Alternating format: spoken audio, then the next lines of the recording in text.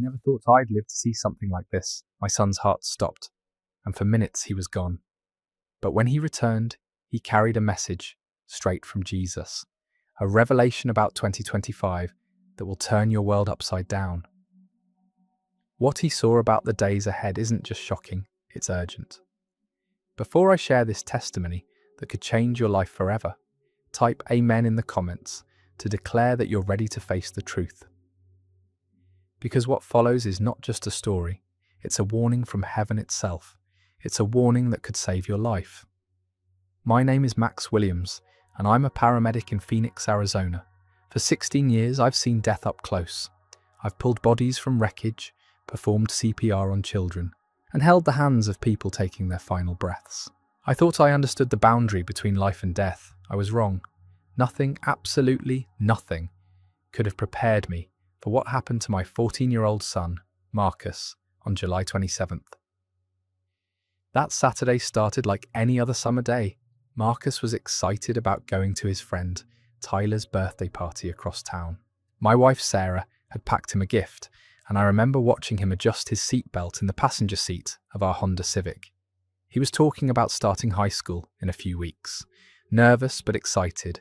His voice carried that teenage mix of confidence and uncertainty that always made me smile.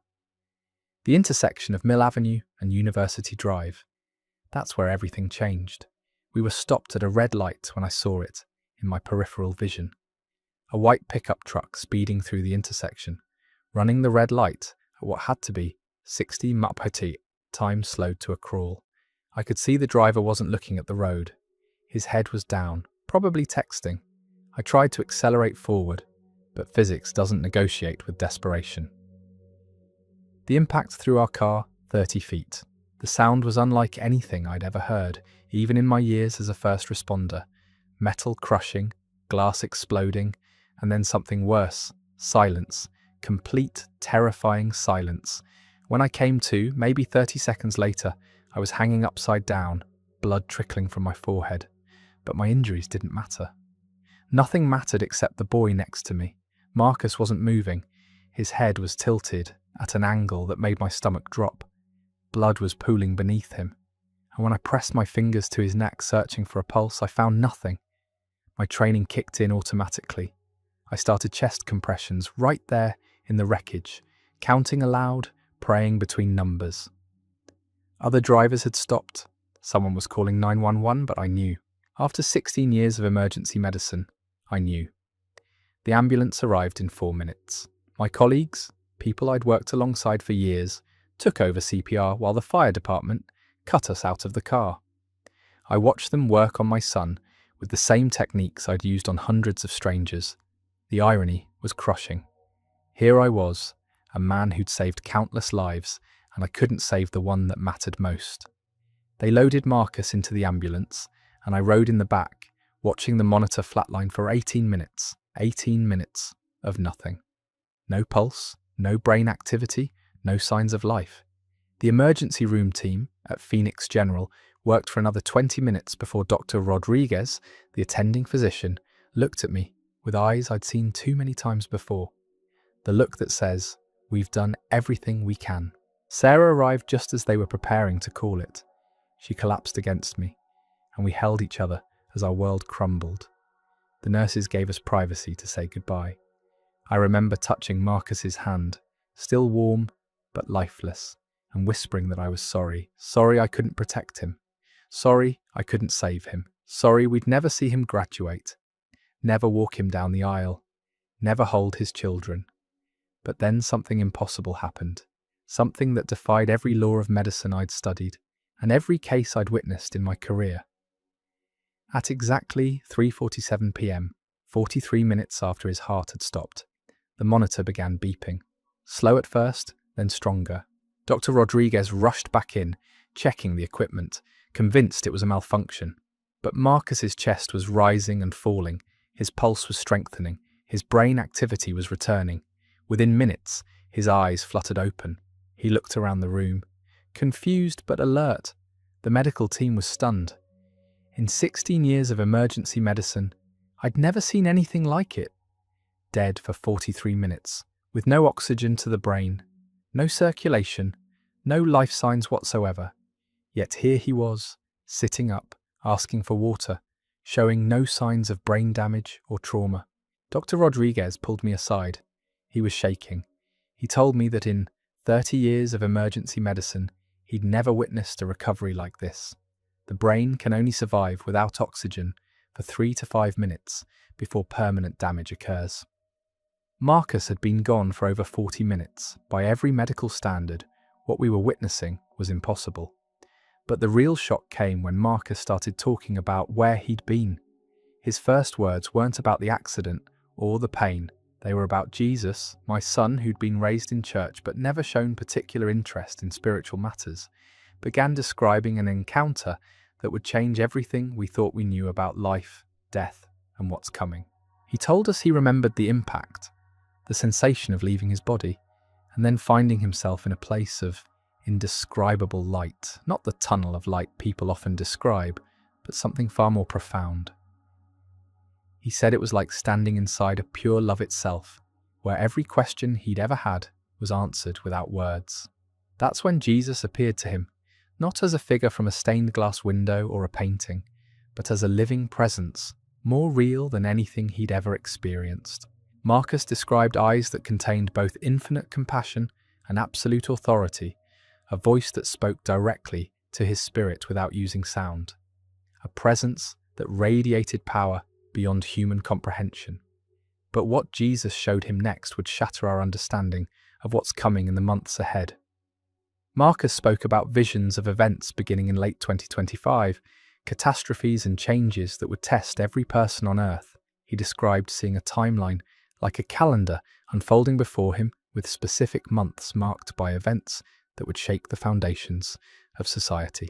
Jesus didn't just show him disasters, he revealed survival strategies, spiritual preparations, and warnings about deceptions that would fool even the most faithful. Marcus saw two groups of people during these events, those who were prepared and protected, and those who were caught completely off guard. The difference between them wasn't wealth or location, or even religious affiliation. It was something deeper. The medical staff couldn't explain what they were witnessing. Here was a boy who should have been brain dead, speaking with clarity and wisdom that seemed far beyond his 14 years. Nurses who'd worked with trauma patients for decades said they'd never heard anything like the detail and coherence of Marcus's account. Sarah and I listened in amazement as our son described not just the spiritual realm he'd visited, but specific instructions he'd been given about the coming year. Jesus had told him that time was running short, that events prophesied for centuries were about to unfold, and that those who weren't spiritually prepared would face trials unlike anything in human history. But perhaps the most shocking part of Marcus's testimony was what Jesus revealed about children. He said that many young people would be given similar visions and warnings in the months ahead, that God was raising up a generation of youth to sound the alarm while there was still time to prepare. Marcus was just the beginning. The doctors kept him for observation for 3 days, running test after test, MRI scans, neurological exams, psychological evaluations. Everything came back normal. Better than normal, actually. Marcus showed no signs of trauma, no brain damage, no psychological distress from either the accident or his near-death experience. If anything, he seemed more mature, more focused, carrying an urgency about sharing what he'd been shown. On the third day, as we prepared to take him home, Marcus grabbed both Sarah's hand and mine. His grip was firm, his eyes clear and determined. The machines around us beeped steadily, confirming what we could hardly believe. Our son was alive, healthy, and forever changed by an encounter that defied explanation. That's when he spoke the words that would launch us into a mission we never expected. Looking directly into our eyes with a seriousness that seemed far older than his 14 years, Marcus said the 5 words that would change everything. I have to tell you something. What he shared next about the specific events Jesus showed him for 2025, the exact months when catastrophes would strike, and the survival strategies that could mean the difference between life and death, would keep us awake for days. But more than that, it would compel us to share this warning with anyone who would listen. Because according to what Jesus revealed to our son during those 43 minutes on the other side, time is running out faster than anyone realizes. The events that will reshape our world aren't coming someday in the distant future. They're coming within months, and most people are completely unprepared for what's ahead. What Marcus told us next would shake the foundation of everything we thought we knew about the year ahead. His voice carried a weight that seemed impossible for someone his age, each word deliberate and urgent. Sarah squeezed my hand tighter as our son began to describe what Jesus had revealed to him about surviving the events that would unfold in 2025. "Dad, Mum," Marcus began, his eyes never leaving ours. Jesus showed me a calendar, but it wasn't like any calendar I'd ever seen. Each month glowed with different colours, and some months pulsed like warning lights. He told me that 2025 would be the year when everything changes, not just for America, but for the whole world. I felt my throat tighten. As a paramedic, I'd always focused on immediate emergencies, life and death situations happening right now. But what Marcus was describing sounded like a series of catastrophes stretching across an entire year. Sarah's nursing background had taught her to remain calm under pressure, but I could see her hands trembling as she processed our son's words. Marcus continued, his voice growing stronger. "The first thing Jesus showed me was that most people won't see it coming. They'll be living their normal lives, going to work, planning vacations, worrying about everyday things. But underneath all that normalcy, something massive is building like pressure in the earth before an earthquake. Except this pressure is spiritual." He paused, looking out the hospital window toward the Phoenix skyline. Jesus said that the events of 2025 wouldn't just be natural disasters or political chaos, they'd be tests. Tests to separate those who truly know him from those who just think they do. He called it the Great Sifting. The term sent chills down my spine. I'd grown up in church, attended Sunday services regularly, and considered myself a believer. But the way Marcus spoke about knowing Jesus versus thinking you know him made me question everything. Had I been fooling myself all these years? The calendar Jesus showed me had specific months marked, Marcus continued. August was glowing orange like a warning. He showed me massive flooding, but not just from rain. Something about underground water systems failing across multiple states simultaneously. Cities that never flood would be underwater within hours. Sarah leaned forward. "Which cities, Marcus? Did he show you which cities?" He didn't give me exact names, but I saw the shapes of coastlines changing. Places that people thought were safe inland suddenly weren't safe anymore. Jesus said that those who survive August would be the ones who learn to listen to his voice, instead of relying on weather reports and government warnings. The specificity was unsettling. This wasn't vague prophecy about distant tribulations. Marcus was describing events with the precision of someone who'd seen them happening. But what really disturbed me was the implication that official sources couldn't be trusted to provide adequate warning. May was different, Marcus went on. That month pulsed red like a heartbeat. Jesus showed me something happening to the food supply. Not just shortages, but contamination. He said people would be fighting over basic groceries, and that many would get sick from eating food they thought was safe.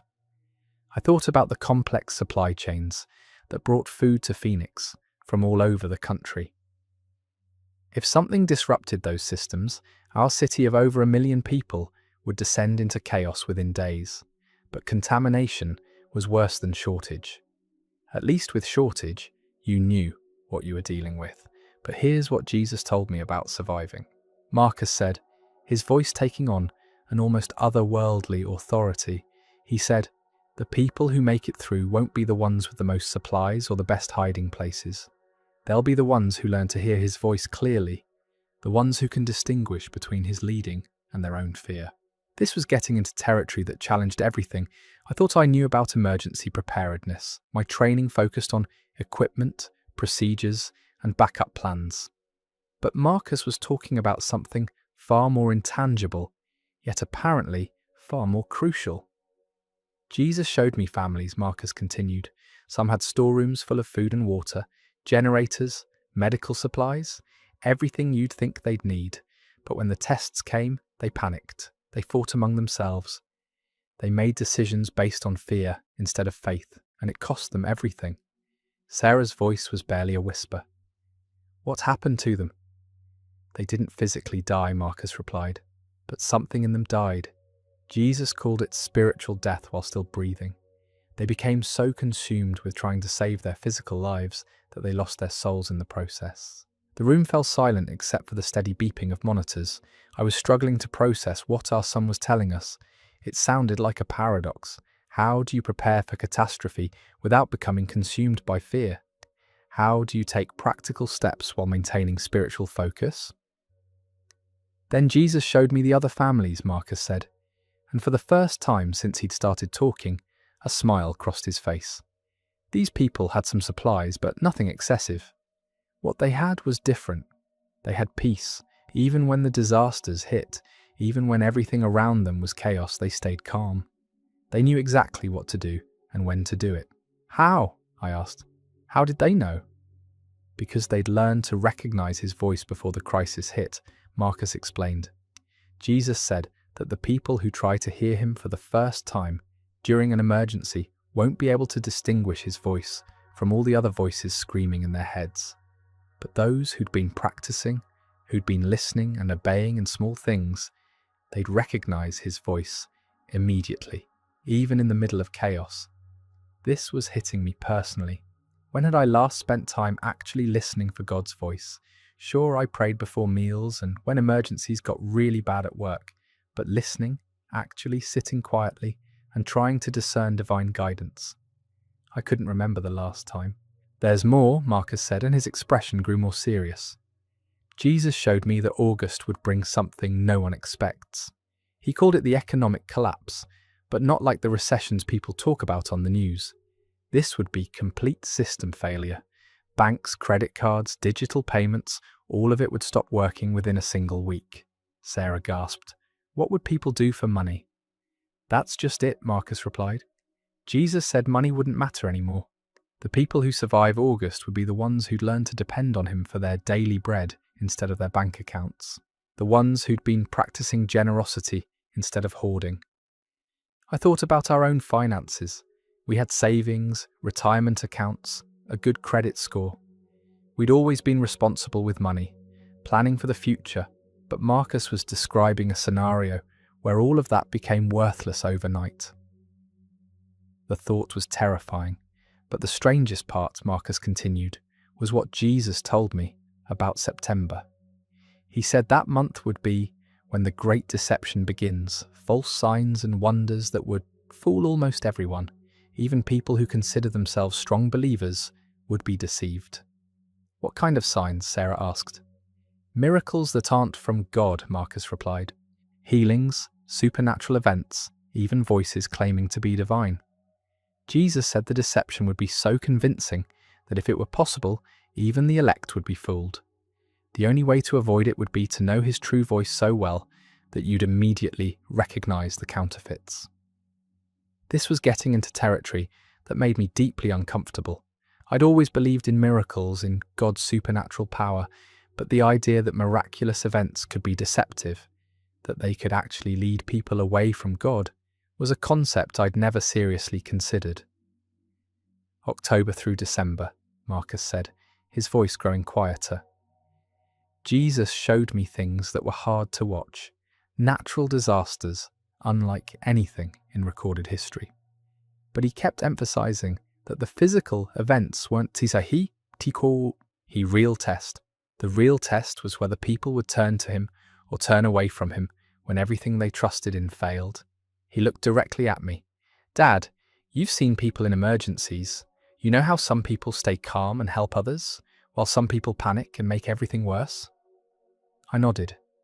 In 16 years of emergency response, I'd seen the full spectrum of human reactions to crisis. Jesus said 2025 would be like that. But on a global scale, Marcus continued, the people who'd been practicing faith in small things would rise to the occasion. They'd become leaders, helpers, sources of hope. But the people who'd only been playing at faith would fall apart completely. The weight of what Marcus was telling us was starting to sink in. This wasn't just about surviving physical disasters.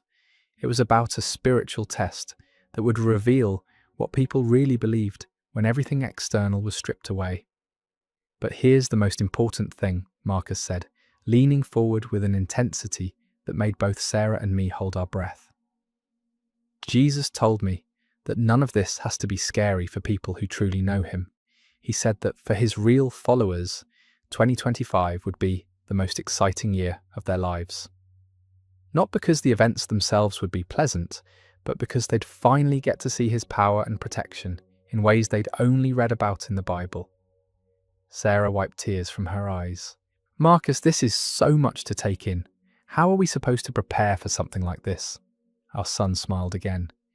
And in that moment, he looked both 14 and ancient at the same time. Jesus gave me specific instructions about that too, Mum. He said, the preparation isn't what most people think. It's not about stockpiling supplies or moving to remote locations. It's about learning to live by faith right now in our normal, everyday lives. What does that mean practically? I asked. It means starting to listen for his voice in small decisions, Marcus replied. What to eat for breakfast, which route to take to work, whether to help a stranger or mind your own business. Jesus said that people who learn to hear and obey his voice in ordinary situations will automatically know what to do when extraordinary situations arise. This was simultaneously the simplest and most challenging thing I'd ever heard. Simple because it didn't require special knowledge or expensive preparations. Challenging because it required a level of spiritual sensitivity I wasn't sure I possessed. He also said something about community. Marcus continued, the people who make it through 2025 won't be lone wolves or isolated families. They'll be connected to others who are also listening to his voice, but not just any church or religious group. Jesus was very specific about this.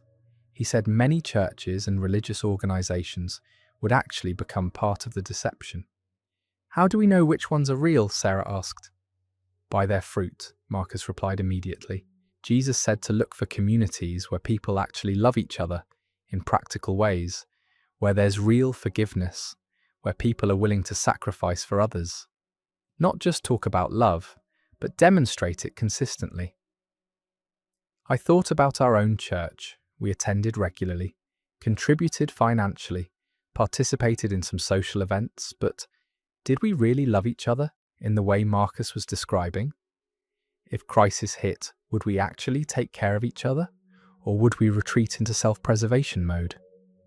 There's one more thing, Marcus said, and his voice carried a new note of urgency. Jesus told me that I'm not the only one he's speaking to this way. He said that all over the world, he's giving visions and warnings to people who will listen, especially young people. He called us the last generation of watchmen. The phrase sent shivers through me. A generation of young people receiving supernatural warnings about coming catastrophe. It sounded like something from the book of Joel, where God promised to pour out his spirit on sons and daughters who would prophesy. But Dad, Marcus continued, looking directly into my eyes. Jesus said that many of the adults who receive these warnings won't believe them. They'll explain them away as trauma, imagination, or religious fanaticism. He said that's why he's speaking to kids and teenagers, because we're more willing to believe something impossible is possible. I felt convicted.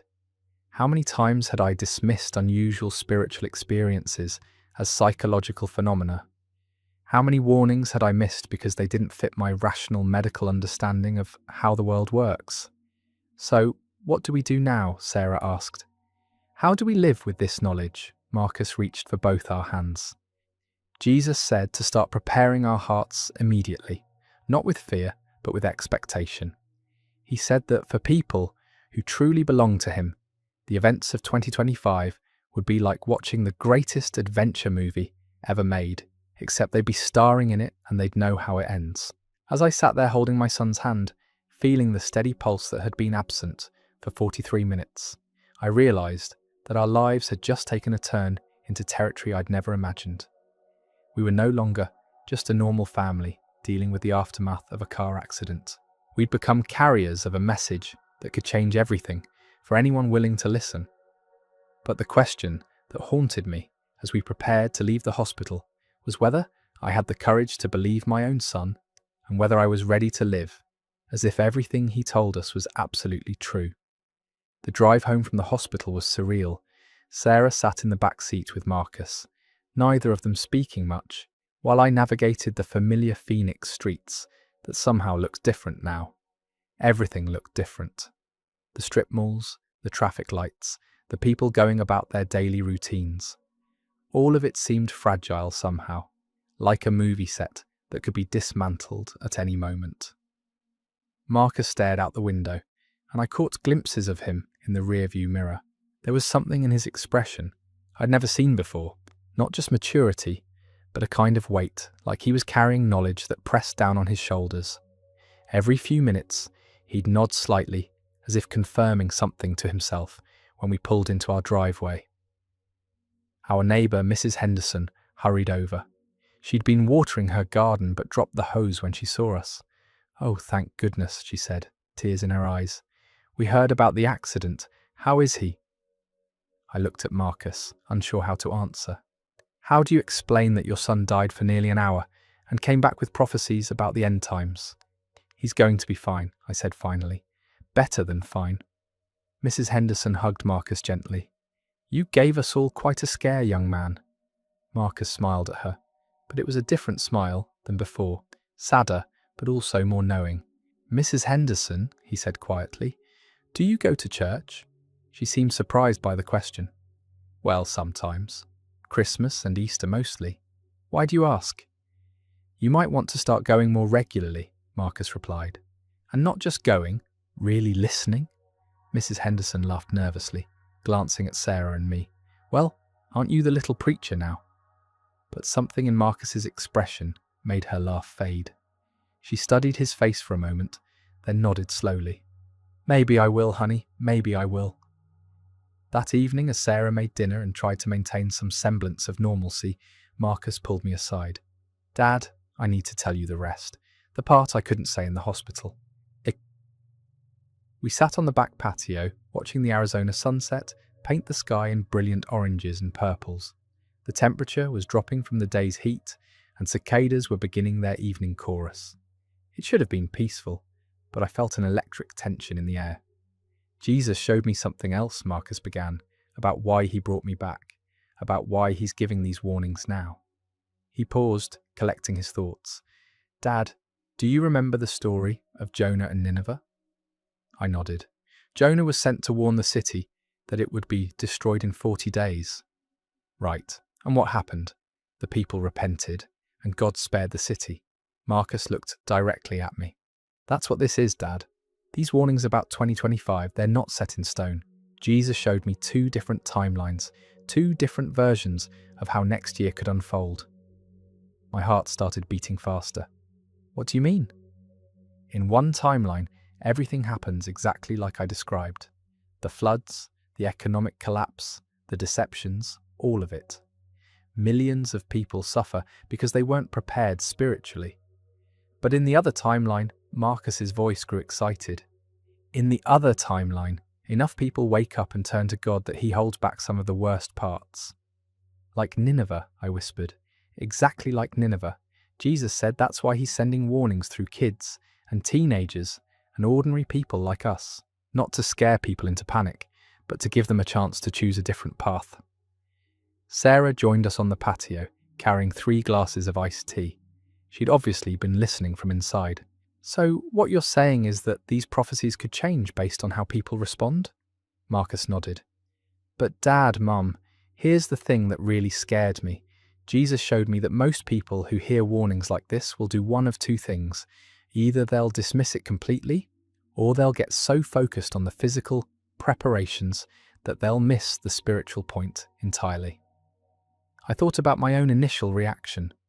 My first instinct had been to start making lists of supplies to buy, safe locations to consider, practical steps to take. But Marcus was suggesting that might be exactly the wrong approach. He said, The people who try to save their lives will lose them, but the people who lose their lives for his sake will find them. That doesn't mean being reckless or stupid. It means trusting him more than trusting your own preparations. Sarah set down her tea glass with a slight tremor. Marcus, this is asking us to completely rethink everything we've believed about security and safety. I know, Mum. Jesus knew it would be hard. That's why he gave me specific instructions about how to start. What kind of instructions? I asked. Marcus pulled a small notebook from his pocket. I hadn't seen him write anything down at the hospital, but the pages were covered with his handwriting. He told me to write down everything, but also to write down the steps for getting ready. He flipped through several pages. First, he said to start each day by asking him what he wants you to focus on. Not what you think needs to be done, but what he wants you to focus on. He said, most people live their whole lives without ever asking that question. I realized I'd never asked that question, not once. I woke up each day with my own agenda, my own priorities, occasionally asking God to bless my plans, but never asking what his plans might be. Second, Marcus continued, he said to practice hearing his voice in safe situations. Like when you're deciding what to have for lunch, ask him. When you're choosing which route to take to work, ask him. When someone asks for help, ask him whether to help or not. That seems almost trivial, Sarah said. That's what I thought too, Marcus replied. But Jesus said that people who can't hear his voice about trivial things will never hear it about important things. He said it's like learning to play piano. You start with simple songs before you try to play a symphony. What else? I asked. Third, he said to find other people who are also learning to listen to his voice. He was very specific about this, Dad. He said not to look for people who talk about God a lot, but people who actually obey what they hear from him. This was challenging. How do you identify people who are genuinely hearing from God versus people who think they are? How do you avoid getting caught up with religious fanatics while still connecting with authentic believers? Fourth, Marcus went on, he said to start practicing generosity now while we still have abundance. He said that the people who learn to give sacrificially before the crisis will find supernatural provision during the crisis. Sarah and I exchanged glances. We were generous by most standards, tithing to our church, contributing to charities, but sacrificial giving, that was a different level entirely. And fifth, Marcus said, closing the notebook, he said to get rid of anything in our lives that competes with our relationship with him.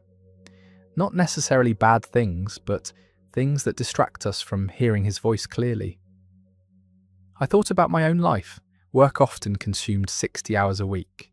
When I wasn't working, I was usually watching sports or news, playing on my phone, or doing projects around the house. How much time did I actually spend in silence, listening for God's voice?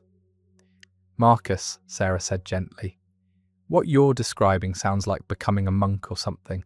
How do we live normal lives while doing all this? Marcus smiled. That's the beautiful part, Mum. Jesus said that when people start living this way, their normal lives become supernatural. They don't have to withdraw from the world. The world starts looking different because they're seeing it through his eyes. As the stars began appearing in the darkening sky, I felt something shifting inside me. Not just belief in what Marcus was telling us, but a deep hunger for the kind of relationship with God he was describing. A relationship where divine guidance was normal, where supernatural provision was expected, where crisis became opportunity. There's one more thing, Marcus said quietly. Jesus told me that the people who receive warnings like this have a responsibility to share them. Not to force anyone to believe, but to make sure the warning gets out there, for those who have ears to hear. What does that mean for us? I asked. It means we can't just prepare ourselves and hope for the best. Marcus replied, we have to find ways to warn others. Some people will listen, some won't. But Jesus said, that's not our responsibility. Our responsibility is just to be faithful messengers. The magnitude of what Marcus was suggesting hit me. He wasn't just asking us to change our own lives. He was asking us to become modern-day Jonas, carrying a warning message to anyone who would listen. Will people believe us? Sarah asked. Marcus shrugged. Some will. Jesus said that people who are already hungry for truth will recognize it when they hear it. People who aren't ready will think we're crazy, but that's okay. Jonah probably looked pretty crazy too. We sat in comfortable silence for several minutes, each of us processing the enormity of what lay ahead. Finally, I reached over and took Marcus's hand, the same hand I'd held in that hospital room, the hand that had been cold and lifeless for 43 minutes. Son, I said, I believe you. I believe every word you've told us, and I'm ready to start living like it's all true. Sarah nodded, tears streaming down her face. Me too, whatever it takes. Marcus squeezed both our hands. Then let's start tonight. Let's ask Jesus what he wants us to do first. As we bowed our heads together on that warm Phoenix evening, I realised that the car accident 6 days ago hadn't just given us our son back. It had given us a mission, a purpose, and a completely new way of understanding what it means to live by faith. The events of 2025 were still months away, but our preparation was beginning right now, not with stockpiles or bunkers, but with 3 people learning to recognize the voice of God in the ordinary moments of everyday life. Because according to what Jesus had revealed to our 14-year-old son during his brief journey to the other side, that voice would be the only navigation system that mattered when the world, as we knew it, began to change forever. And as we prayed together under the Arizona stars, I felt something I hadn't experienced in years. Not just hope, but anticipation. Whatever was coming in 2025, we wouldn't face it alone. We'd face it as a family, guided by a voice that had already proven it could bring the dead back to life. The clock was ticking toward midnight, on the world we'd always known, but for the first time since that terrible moment at the intersection of Mill Avenue and University Drive, I wasn't afraid. I was ready. We're grateful you stayed with us until the very end. If you're still watching, it means this testimony stirred something deep in your soul. Now take a simple but life-changing action.